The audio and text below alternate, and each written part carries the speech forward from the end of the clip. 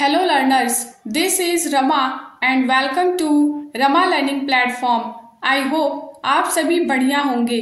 तो जैसा कि आप सभी को पता है कि सीटेट जुलाई 2024 की नोटिफिकेशन जारी कर दी गई है, राइट। सो आज मैं आप सभी के साथ सीटेट पेपर 2 के सिलेबस को डिटेल में डिस्कस करने वाली हूँ। सो जैसा कि आप सभी को पता है कि सीटेट पेपर 2 दो पार्ट्स में डिवाइड हो जाता है, यानी कि अगर आपने ग्रेजुएशन बीएससी से किया है तो आप मैथ्स और साइंस फेल करेंगे, और अगर आपका ग्रेजुएशन बीकॉम या बीए से रहा है तो आप सोशल साइंस यानी कि सामाजिक अध्ययन का चयन करेंगे, ठीक है। तो देखिए डिटेल में हम इन सब्जेक्ट्स का सिलेबस देखने वाले हैं, ताकि अगर आप बिगिनर हैं तो आपको क्लियर हो जाए कि आपको कौन कौन सी चीज़ें कहाँ से कितनी कौन कौन सी टॉपिक्स पढ़नी है, कौन कौन सी टॉपिक्स को प्रिपेयर करनी है। ओके, सो देखिए अब मैं पेपर 2 की बात करूं तो यहाँ अलग अलग सब्जेक्ट्स पूछे जाते हैं, ठीक है। 5 अलग अलग सब्जेक्ट्स। पहला हो गया आपका सीडीपी। ओके, तो चलिए सीडीपी की बात करते हैं। तो देखिए यहाँ पे सीडीपी का दे रखा child development and pedagogy. Okay, तो जो सीडीपी होता है इसमें 30 क्वेश्चंस पूछे जाते हैं, ठीक है। 15 क्वेश्चन जो होता है वो होता है आपके चाइल्ड डेवलपमेंट यानी एलिमेंट्री स्कूल चाइल्ड डेवलपमेंट, ठीक है, बाल विकास, ठीक है। तो देखिए यहाँ पे दे रखा concept of development and it relationship with learning. Okay, so जो डेवलपमेंट होता है, ग्रोथ एंड डेवलपमेंट, ये भी बहुत इंपॉर्टेंट टॉपिक है सीडीपी का। ओके, ग्रोथ एंड डेवलपमेंट से यहाँ से क्वेश्चन जरूर पूछे जाते हैं, ठीक है। सबसे इंपॉर्टेंट है growth and development. Okay, second one is principles of development. Okay, and influence of heredity and environment, ठीक है। हेरिडिटी एंड एनवायरमेंट से भी क्वेश्चन पूछे जाते हैं। फिर सोशलाइजेशन मीन समाजीकरण से क्वेश्चन पूछे जाते हैं। ओके, फिर प्याजे से, कोहलबर्ग से और वाइगॉत्स्की से। ओके, प्याजे, कोहलबर्ग और वाइगॉत्स्की से तो क्वेश्चन पूछे जाते हैं, ठीक है। यहाँ से बहुत मोस्ट इंपॉर्टेंट है समाजीकरण भी, सोशलाइजेशन भी, ग्रोथ एंड डेवलपमेंट भी, ठीक है, और हेरिडिटी एंड एनवायरमेंट भी। हमेशा यहाँ से इन सारे जो भी यहाँ पे कंटेंट दे रखे हैं, हर कंटेंट से मतलब कि पिछले प्रीवियस ईयर्स में अगर आप उठा के देखेंगे तो वहाँ आपको हर कॉन्सेप्ट से, हर टॉपिक से, हर कंटेंट से आपको क्वेश्चन मिल ही जाएगा। यहाँ पे बात करते हैं concept of child centred and progressive education की, ठीक है। एनईपी 2020 भी चाइल्ड सेंटर्ड की ही बात करता है, ठीक है। Critical perspective of the constructive of intelligence, ठीक है। मल्टी डायमेंशनल इंटेलिजेंस, यहाँ से जरूर क्वेश्चन बनते हैं, ठीक है, हार्वर्ड गार्डनर से। और लैंग्वेज एंड थॉट, ठीक है। देखिए gender as a social construct, यहाँ से भी क्वेश्चन बनते हैं, ठीक है। Individual differences among learners, understanding differences based on diversity of language, caste, gender, community, religion etcetera, ठीक है। फिर distinction between assessment for learning, assessment of learning और एक असेसमेंट एज लर्निंग होता है, ठीक है। सो स्कूल बेस्ड असेसमेंट मतलब कि यहाँ पे असेसमेंट इवैल्यूएशन जो हो गया, सीसीई की बात करता है, कॉन्टिन्यूअस कॉम्प्रिहेंसिव इवैल्यूएशन, ठीक है। सो ये जो सीसीई है, कॉन्टिन्यूअस कॉम्प्रिहेंसिव इवैल्यूएशन, तो यहाँ से भी जरूर क्वेश्चन पूछे जाते हैं, ठीक है। और assessment for learning, assessment as learning से भी क्वेश्चन बनते हैं, असेसमेंट ऑफ लर्निंग से, ठीक है। ये देखिए next topic is formulating appropriate questions of for assessing readiness levels of learner for enhancing learning and critical thinking in the classroom and for assessing learner achievement। सो देखिए अगर आप प्रीवियस ईयर का question paper देखेंगे, जैसे previous year का question paper बहुत ही important है, ठीक है।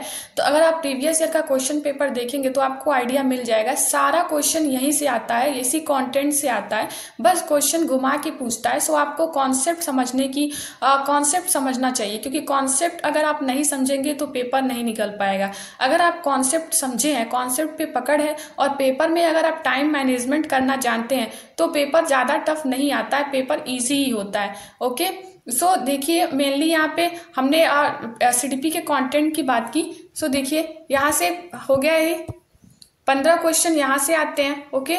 और बाकी ये 5 क्वेश्चन जो होते हैं वो कॉन्सेप्ट ऑफ इंक्लूसिव एजुकेशन से आते हैं, समावेशी शिक्षा की बात कर रहा है, ठीक है।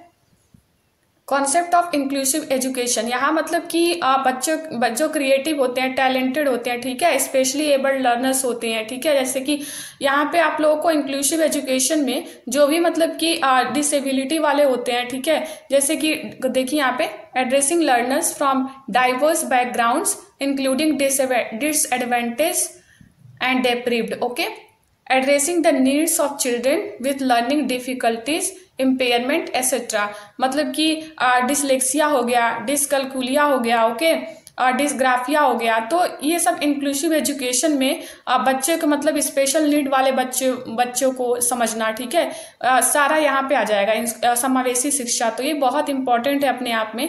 5 क्वेश्चंस आपको यहाँ से मिल जाएंगे, ठीक है। बाकी के जो 10 क्वेश्चन है वो लर्निंग एंड पेडागोजी से आते हैं, जैसे how children think and learn, how and why children fail to achieve success in school performance, ठीक है। देखिए फिर basic process of teaching and learning, children's strategies of learning, learning as a social activity, social contest of learning, ठीक है। फिर child as a problem solver and scientific investigator, फिर alternative conceptions, जो कि भ्रांतियां बनती है बच्चों में, ठीक है, उनको मतलब कि उनके एरर्स को पहचानना, ठीक है। फिर मतलब उनके जो अल्टरनेटिव कॉन्सेप्शंस मतलब भ्रांतियां बच्चों के अंदर, बच्चों के मन में बनती है, उसको मतलब कि एक गलती नहीं मानना चाहिए, उसको एक टूल की तरह मानना चाहिए, ठीक है। तो देखिए यहाँ पे कॉग्निशन एंड इमोशन हो गया, इसमें मेटा कॉग्निशन आ जाता है, ठीक है, और मोटिवेशन हो गया, ठीक है, अभिप्रेरणा एंड लर्निंग, ठीक है। फिर factors contributing to learning, personal and environmental, okay.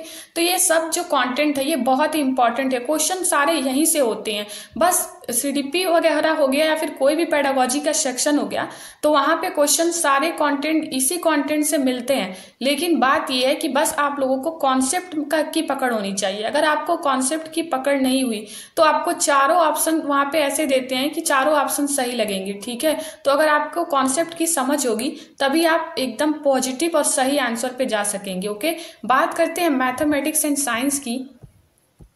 देखिए मैथमेटिक्स एंड साइंस इंक्लूड होते हैं, राइट। 60 क्वेश्चंस होते हैं, 30 क्वेश्चन मैथमेटिक्स से और 30 क्वेश्चन साइंस से। जो 30 क्वेश्चन मैथ्स के होते हैं उनमें जो 20 क्वेश्चन होते हैं वो आपके कंटेंट के होते हैं, ठीक है, और 10 क्वेश्चन पेडागोजी के होते हैं। देखिए कंटेंट में नंबर सिस्टम हो गया, ठीक है, knowing our numbers, playing with numbers, whole numbers, negative numbers and integers, fractions, okay. तो यहाँ पे देखिए, यहाँ पे अलजेब्रा हो गया, परसेंटेज, देखिए यहाँ पे अलजेब्रा हो गया, introduction to algebra, ratio and proportion, okay. तो अलजेब्रा हो गया, परसेंटेज हो गया, ठीक है। फिर सिंपल इंटरेस्ट हो गया, कंपाउंड इंटरेस्ट हो गया, एलसीएम हो गया, एचसीएफ हो गया, डिविजिबिलिटी हो गया, स्क्वायर रूट हो गया, ठीक है, क्यूब रूट हो गया, फिर डेटा हैंडलिंग हो गया।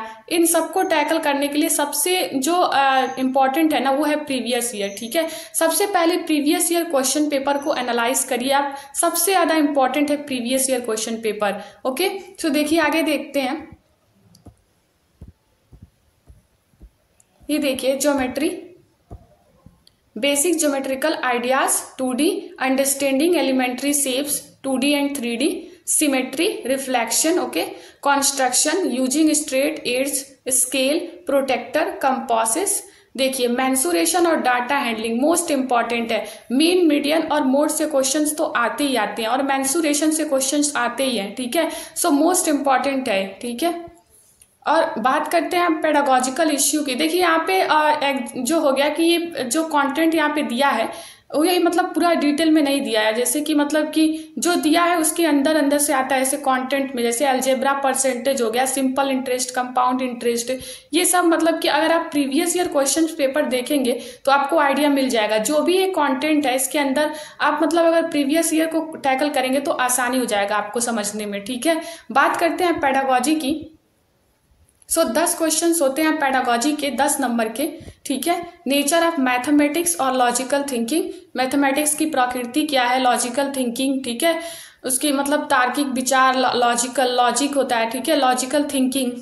Places of mathematics in curriculum, language of mathematics, community mathematics, evaluation means मूल्यांकन, रेमेडियल टीचिंग मीन्स उपचारात्मक जो शिक्षण होता है, फिर प्रॉब्लम ऑफ टीचिंग। ठीक है, तो ये आपकी जो पेडागोजी है 10 क्वेश्चंस यहाँ से 10 नंबर के। ठीक है, यहाँ आपके एक्सियम्स वेन हिले पेडागोजी में आ जाते हैं। ठीक है, सो अगर आप सीटेड पेपर 2 के लिए सबसे ज्यादा इंपॉर्टेंट है प्रीवियस ईयर क्वेश्चन पेपर। ठीक है, सो देखते हैं अब साइंस की बात करते हैं। देखिए साइंस में भी 30 क्वेश्चन 30 नंबर के। ठीक है, मैथमेटिक्स और साइंस इंक्लूड करके 60 क्वेश्चन, 30 क्वेश्चन मैथमेटिक्स के, 30 क्वेश्चन साइंस के। इसमें भी 20 क्वेश्चन आपके कंटेंट के होते हैं। ठीक है, देखिए food, sources of food, components of food, cleaning food. ठीक है, तो सबसे पहले अगर हम बात करें तो अगर आप सीटेड पेपर 2 के लिए साइंस की प्रिपरेशन कर रहे हैं तो सीटेड के लिए एनसीईआरटी जो है 6 to 8 की एनसीईआरटी उसको पकड़िए, सारा क्वेश्चन आपको वहीं से मिलेगा। 6 to 8 में रखिए, जैसे कि 6 to 8 की जो भी एनसीईआरटी की जो चैप्टर्स हैं, ठीक है, उन सबको आप 6 to 8 के एनसीईआरटी को पढ़ जाइए। ठीक है, वो सबसे ज़्यादा इंपॉर्टेंट है। और मैं मंडे से आप लोगों का इसी चैनल पे साइंस की क्लास लूंगी। ठीक है, साइंस के सारे कंटेंट इस चैनल पे आपको मिल जाएंगे और बाकी अदर सब्जेक्ट के भी प्रीवियस ईयर क्वेश्चंस पेपर और उसके मॉक टेस्ट वगैरह हम इस चैनल पे सॉल्व करेंगे। ठीक है, तो चैनल के साथ बने रहें और चैनल को सब्सक्राइब भी कर दें। ठीक है, साइंस की आपको ज़्यादा टेंशन लेने की ज़रूरत नहीं है। मैं कोशिश करूंगी कि आपको साइंस से अच्छा, मतलब साइंस में अच्छा स्कोर हो, यहाँ बेस्ट से बेस्ट कंटेंट उपलब्ध कराऊंगी। ठीक है, तो देखिए आप यहाँ पे अगर आप इस चैनल से जुड़े रहे तो 23+ आप स्कोर कर सकते हैं मार्क्स। ठीक है, 24+ भी हो सकता है, 25+ भी, बस आप लोगों को कॉन्सेप्ट समझने की वो है। ठीक है, कॉन्सेप्ट समझने की देर है। ठीक है, तो जैसे कि मान लीजिए कि आप लोग देखिए साइंस जो है ये मतलब 6 to 8 मैंने जैसे बताया 6th 7th 8th की एनसीईआरटी पर आप लोगों को फोकस रखना है। ठीक है, और जो 2-3 क्वेश्चन हैं वो हाई लेवल की होती है। ठीक है, तो वो भी मैं प्रैक्टिस सेट में कराऊंगी। ठीक है, थोड़ी सी एडवांसमेंट होती है जो, वो भी मैं सब कवर करा दूंगी। ठीक है, तो बात करते हैं फूड की। तो फूड के लिए देखिए फूड में आ जाएगा सोर्सेस ऑफ फूड, मतलब कौन कौन से सोर्सेस होते हैं फूड के कहाँ से हमको फूड मिलते हैं। ठीक है, प्लांट और एनिमल से मिलते हैं, राइट। फूड के कंपोनेंट, जैसे कि देखिए components of food, cleaning food, तो जैसे कि फूड में जैसे फैट हो गया, विटामिन हो गया, कार्बोहाइड्रेट हो गया। ठीक है, और बैलेंस डाइट की बात, सब यहाँ पे सारे टॉपिक्स यहाँ इंक्लूड हो जाएंगे। ठीक है, और हम लोग पार्ट्स मतलब प्लांट्स के कौन कौन से पार्ट्स खाते हैं, तो यहाँ से 2-3 क्वेश्चंस डायरेक्ट पूछ लिए जाते हैं। ओके, बात करते हैं मटेरियल्स की। तो मटेरियल्स में आ जाएगा मटेरियल्स ऑफ डेली यूजेस। देखिए मटेरियल्स ऑफ डेली यूज। ठीक है, तो मटेरियल्स में आ जाएगा आपका कि मतलब कि मान लीजिए कि मेटल हो गया, नॉन मेटल हो गया, एसिड बेस हो गया। ठीक है, तो सारा कुछ यहाँ आ जाएगा। देखिए यहाँ पे चैप्टर जो बेसिक सिलेबस है ना वो दिया है, चैप्टर वाइज सिलेबस नहीं दिया है। ठीक है, तो देखिए यहाँ पे next one is the word of the living. Okay, तो the word of the living, next one is moving things, people and ideas.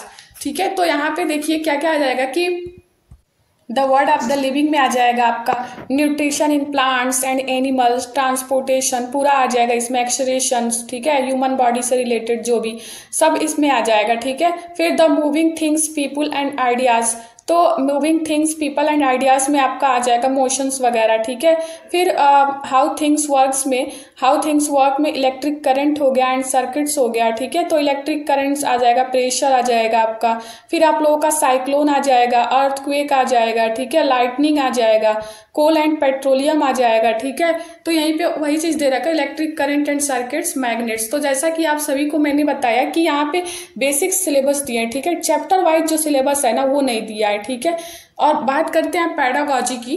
तो देखिए पेडागोजी में वैसे ही जैसे मैथ्स में आप लोगों को मैंने बताया कि मैथ्स की प्रकृति, तो यहाँ भी साइंस की प्रकृति से जरूर एक क्वेश्चन आता ही है, nature and structure of science. Okay, natural science, AIIMS and objective.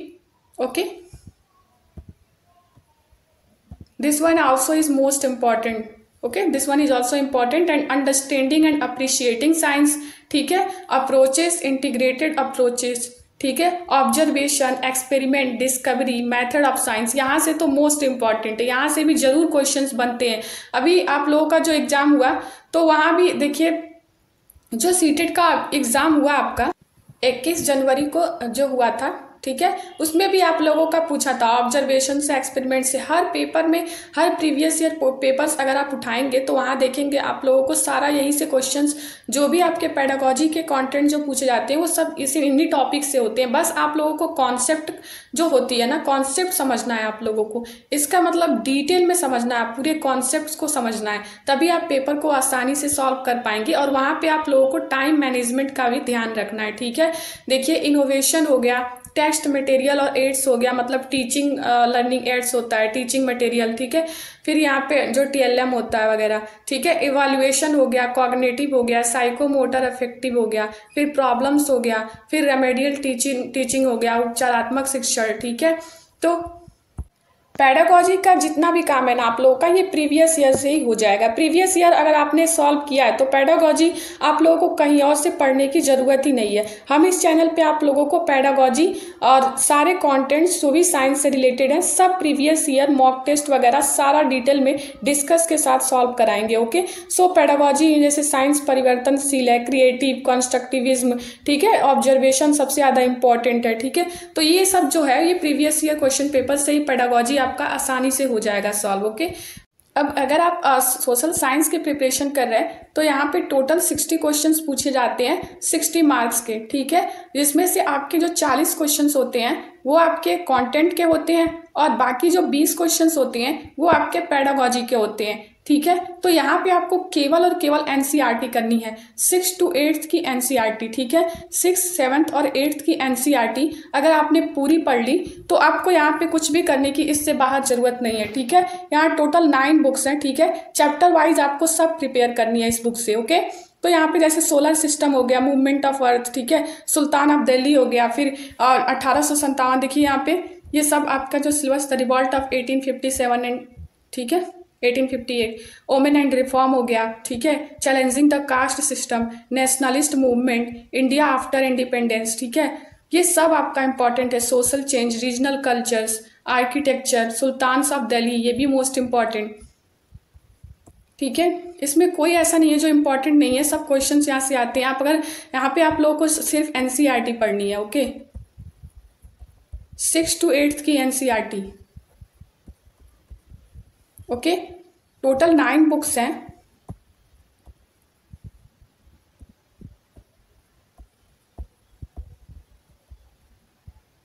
देखिए आप लोग, ये सारे टॉपिक हो गए। जियोग्राफी की बात करें, देखिए earth in the solar system, planet, earth in the solar system, air हो गया आपका, जो 6 में भी ये दिया है एयर, ठीक है। और देखिए आप लोग आगे, मतलब कि वाटर हो गया, एयर हो गया, environment in its totally natural and human environment, settlement, transport and communication, resource type, natural and human, agriculture, most important, air से भी क्वेश्चन पूछे जाते हैं, प्लैनेट से भी सबसे ज़्यादा क्वेश्चन यहाँ से बनते हैं, अर्थ इन द सोलर सिस्टम से, ठीक है। तो ज्योग्राफी है जिस social study and science, okay. तो ये सारा आप अगर NCERT पढ़ेंगे तो आपको कहीं इससे बाहर पढ़ने की जरूरत नहीं है। ये सारा जो कंटेंट है सिलेबस सब NCERT 6th, 7th और 8th की NCERT आपको पूरी पढ़नी है, ठीक है। सोशल एंड पॉलिटिकल लाइफ में हो गया diversity, government, local government, making a living, democracy, state government, understanding media, unpacking gender, so most important है, ओके। डाइवर्सिटी हो गया, गवर्नमेंट हो गया, डेमोक्रेसी हो गया, स्टेट गवर्नमेंट हो गया, ओके। और कॉन्स्टिट्यूशन हो गया, most important, the constitution, parliamentary government हो गया, द जुडिशरी हो गया, सोशल जस्टिस एंड मार्जिनलाइज्ड हो गया, मोस्ट इंपॉर्टेंट, जुडिशरी भी मोस्ट इंपॉर्टेंट, पार्लियामेंट्री गवर्नमेंट, ये सब आप लोगों को पढ़ना ही पढ़ना है, ठीक है। बात करते हैं पेडागोजी की, जो 20 क्वेश्चन पेडागोजी के आते हैं तो इसमें भी वही concept and nature of social science and social studies, ठीक है, और classroom processes, activities and discourse, developing critical thinking, ठीक, समालोचनात्मक चिंतन means developing critical thinking, okay, inquiry and empirical evidence, okay. फिर problems of teaching social science और social studies, sources मतलब primary और सेकेंडरी में, फिर प्रोजेक्ट्स वर्क हो गया, इवैल्यूएशन हो गया, मोस्ट इंपॉर्टेंट, ओके।